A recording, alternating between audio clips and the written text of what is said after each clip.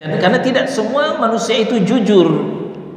Mulutnya senyum, kadang-kadang hatinya marah kepada kita.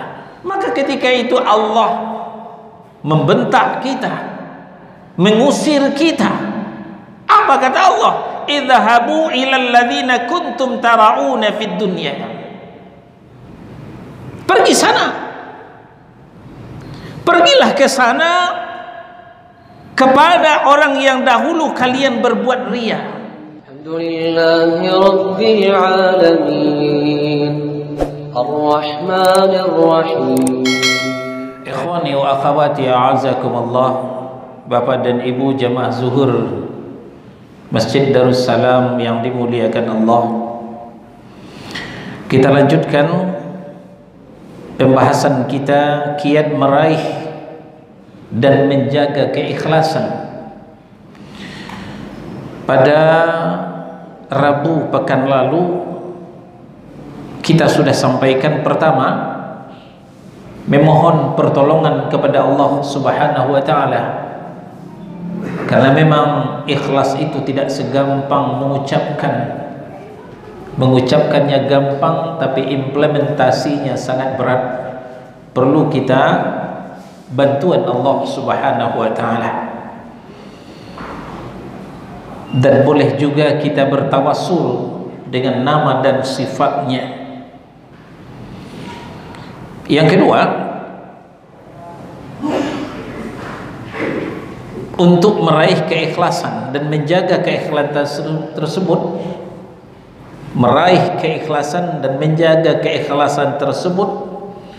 kita mengetahui keutamaan ikhlas dan bahaya riya dan sum'ah.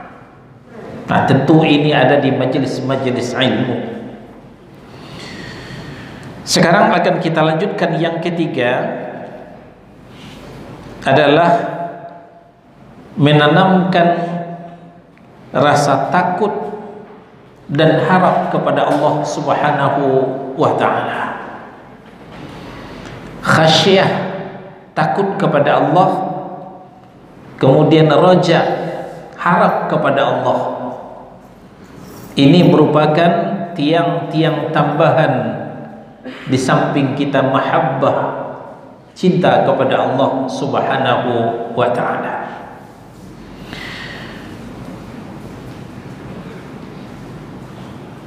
Al-Hasan Al-Basri rahimahullahu ta'ala, yang kemudian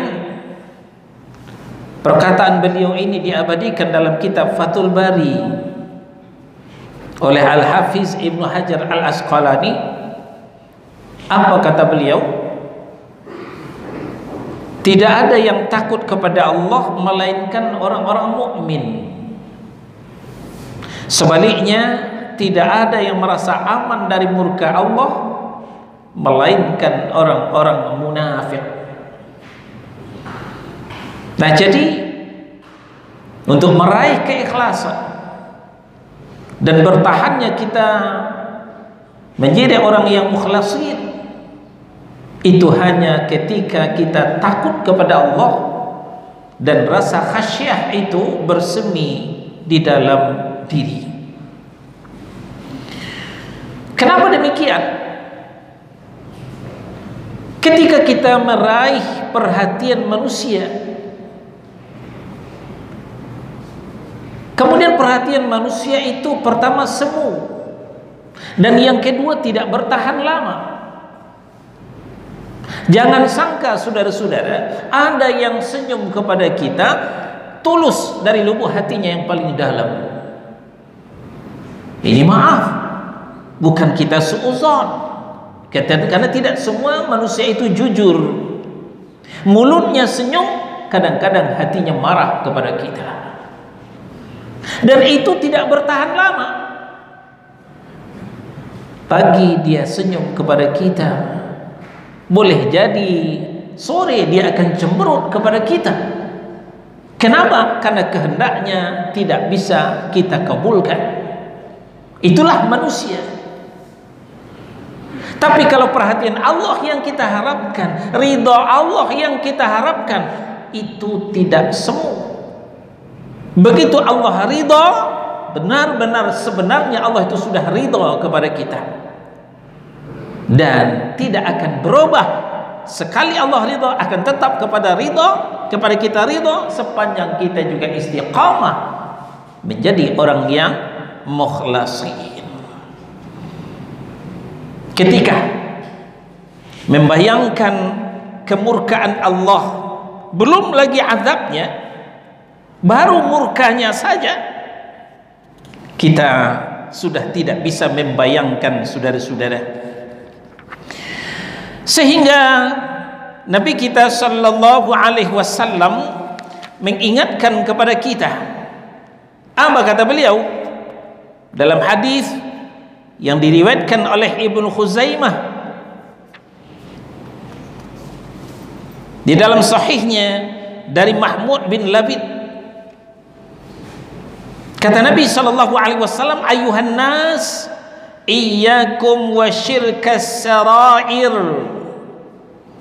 Awaslah kalian, berhati-hatilah kamu terhadap syirik kecil, syirik yang tersembunyi. Itulah orang-orang yang tidak ikhlas, yang ria dan sum'ah.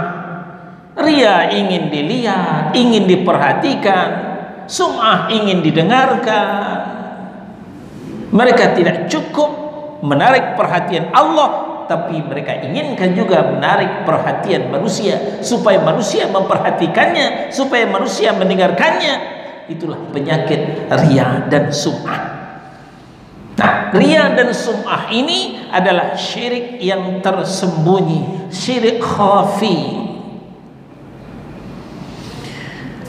Lalu para sahabat bertanya, qalu ya Rasulullah, wa masyirkus sarair? Apakah itu syirik khafi itu ya Rasul? Qal, Nabi langsung menjawab, yaqumur rajulu fayusalli fayuzayyinu salatahu lima yara min nadharir rajuli ilaih, fadhalika syirkus sarair.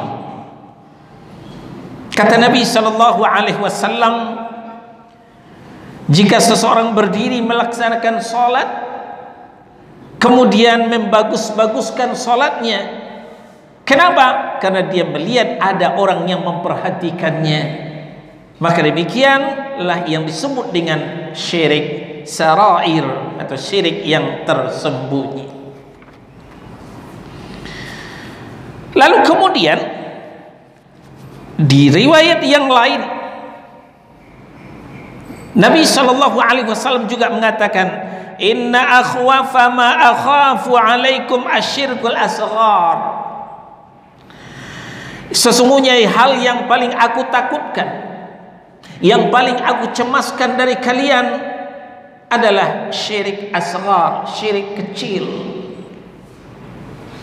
Ketika kita jogging jalan pagi di jalan bebatuan, tidak pakai sendal, tidak pakai sepatu, kita tidak takut dengan batu besar. Kenapa? Dari jauh sudah bisa kita lihat dan kita akan menghindar. Tapi yang kita cemaskan adalah batu kecil, itu yang tidak jarang memecahkan jempol kaki kita ketika kita tersandung dengan batu tersebut. Demikian juga lah halnya dengan kesyirikan. Rasulullah sudah tidak mencemaskan umatnya tersandung dengan syirik besar, karena mereka sudah mengerti, sudah diajarkan. Tapi Rasulullah SAW mencemaskan umatnya tersandung dengan syirik kecil. Lalu para sahabat bertanya, qalu wa masyirkul asghar ya Rasulullah? Apakah itu syirik kecil ya Rasul? Qal ar-riya'u, syirik kecil itu adalah riya, yang ibadahnya pingin dilihat orang, ibadahnya pingin diperhatikan orang. Maka tidak jarang kaum muslimin mempamerkan ibadahnya kepada orang. Seharusnya ibadah itu disembunyikan, tapi diperlihat-lihatkan. Senin Kemis, ya, diusap-usap bibir. Ketika orang nggak nanya, dia yang bertanya, lo lihat nggak bibir gua kering? Kenapa Pak? Saya puasa. Oh, Bapak puasa toh? Iya. Ini adalah riya, sum'ah. Itu syirik kecil, kata Nabi SAW. Kemudian Nabi melanjutkan sabdanya, yaqulullah yaumal qiyamati. Nah, sampailah kita kepada bagaimana murkanya Allah terhadap orang yang tidak ikhlas, yang riya dan sum'ah. Yaqulullahu yaumal qiyamati idza jaza an-nasu bi'amalihim idhabu ila alladhina kuntum tara'una fi dunya fanzuru hal tajiduna indahum jazaan. Kata Rasulullah sallallahu alaihi wasallam, Allah Ta'ala pada hari kiamat nanti berkata, ketika Allah akan memberikan balasan kepada umat manusia atas amal mereka, masing-masing manusia mendapatkan ganjaran daripada amalnya. Lalu kita juga menunggu-nunggu pahala apa yang diberikan oleh Allah atas amal kita. Maka ketika itu Allah membentak kita, mengusir kita. Apa kata Allah? Idhabu ilal ladzina kuntum tara'una fid dunya. Pergi sana. Pergilah ke sana kepada orang yang dahulu kalian berbuat riya. Kalian kan beribadah mengharapkan perhatiannya, minta pahala ke sana. Tidak ada pahala dariku, kata Allah Subhanahu wa ta'ala. Maka lihatlah, apakah kalian mendapatkan balasan pada mereka? Demikian kemurkaan Allah di hari kiamat terhadap orang-orang yang tidak ikhlas. Maka dengan membayang-bayangkan murka Allah ini, maka kita akan terpacu dan terpicu menjadi orang yang ikhlas, memurnikan ketaatan kita. Kita tidak mengharapkan decak kagum manusia, kita tidak mengharapkan pujian dari manusia. Yang kita harapkan hanya ridha Allah Subhanahu wa ta'ala. Hadis ini diriwayatkan oleh Imam Ahmad. Ini namanya khasyah, takut kepada murka Allah Subhanahu wa ta'ala. Kemudian di samping itu, ternyata karena syirik kecil ini disebut juga dengan syirik khafi, syirik yang tersembunyi. Malah dalam riwayat lain Nabi menggambarkan syirik kecil itu atau yang tidak ikhlas itu adalah ibarat semut hitam yang berjalan di atas batu hitam di tengah kegelapan malam. Nabi SAW menceritakan melalui hadis Aisyah radhiyallahu anha. Kata Nabi, asyirku akhfa min dabibin namli ala safa fil lailati zulma wa adnahu an tuhibba ala syai'in minal jawzi minal jawri au tubaghida ala syai'.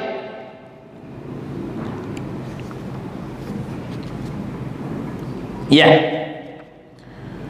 kata Nabi SAW, syirik itu, syirik kecil yang dimaksud, lebih tersembunyi daripada langkah semut di atas batu hitam di tengah malam yang gelap. Subhanallah.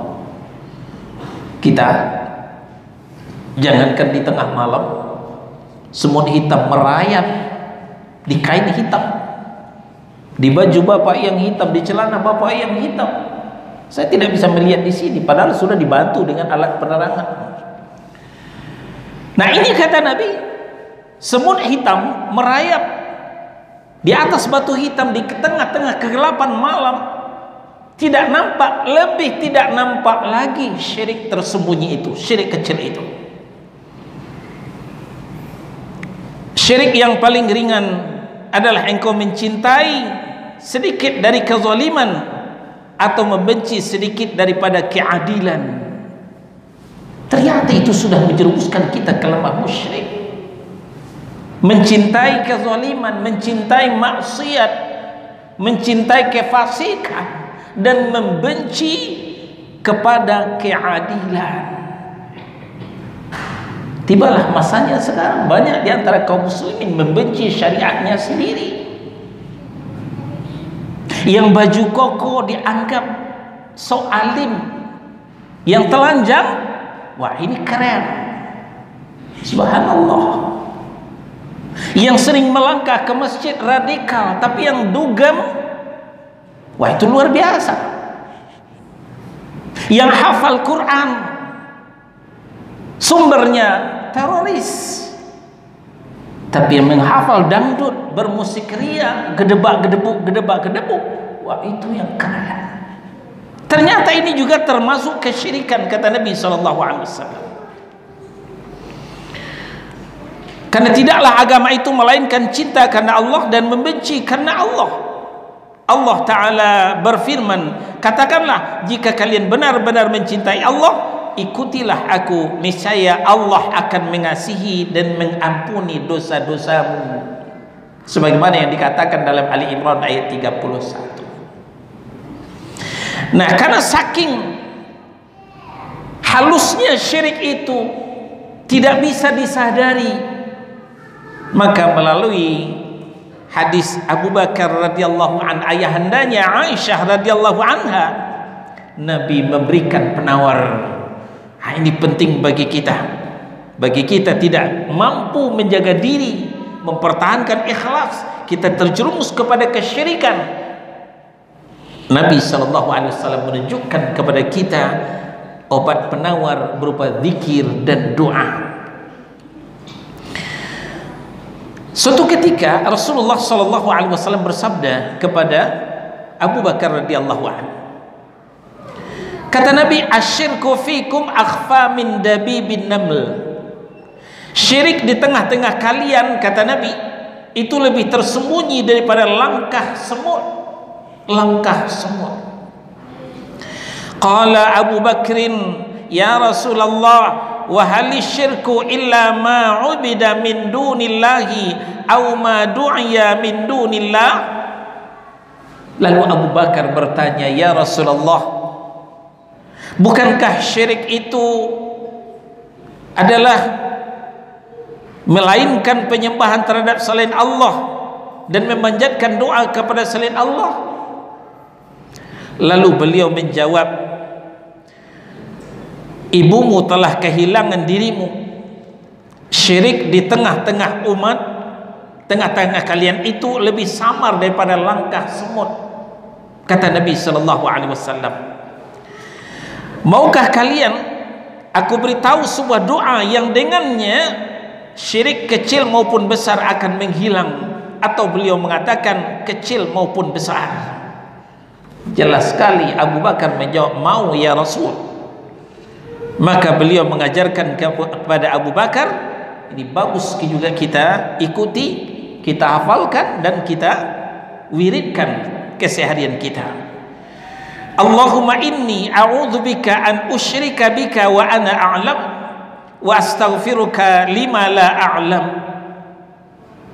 Ya Allah, aku berlindung kepada Engkau daripada kesyirikan sedangkan aku tidak tahu. Nah, itulah syirik tersembunyi, itulah syirik kecil, nggak nyadar kita sudah syirik. Wa astaghfiruka lima la a'lam, dan aku berlindung kepada Engkau daripada syirik yang aku sendiri mengetahui. Nah, ini doa dan zikir yang diajarkan Nabi SAW kepada mertuanya Abu Bakar radhiyallahu anhu.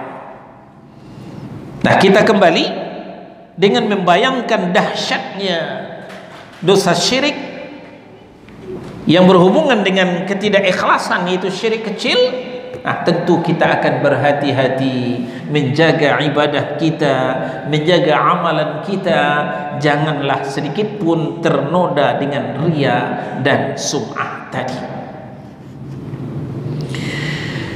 Setelah itu, setelah khasyah, kita menakutkan, ya, menanamkan rasa takut terhadap kemurkaan Allah, kita juga tanamkan rajak, rasa harap terhadap perlindungan Allah, terutama nanti di hari kiamat, di mana di hari kiamat itu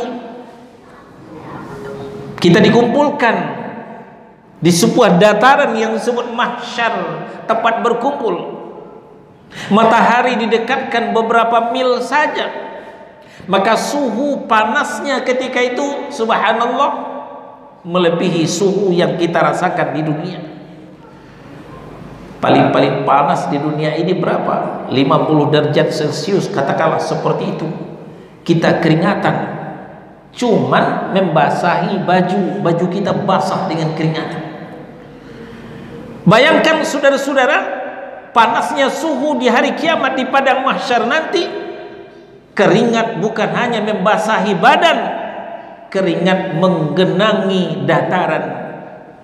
Ada yang keringatnya naik sampai mata kakinya, ada yang keringatnya naik sampai dengkulnya, ada yang keringatnya naik sampai pusarnya, sampai dadanya, bahkan ada yang keringatnya naik sampai dia kelelap dengan keringatnya sendiri. Ini menunjukkan panasnya suhu yang diderita di hari kiamat nanti. Di situ tidak ada pohon-pohon, tidak ada tempat berlindung, tidak ada tempat berteduh. Maka Nabi SAW mengatakan ada 7 golongan yang akan mendapatkan perlindungan di hari kiamat nanti. Ketika itu tidak ada perlindungan selain daripada perlindungan Allah.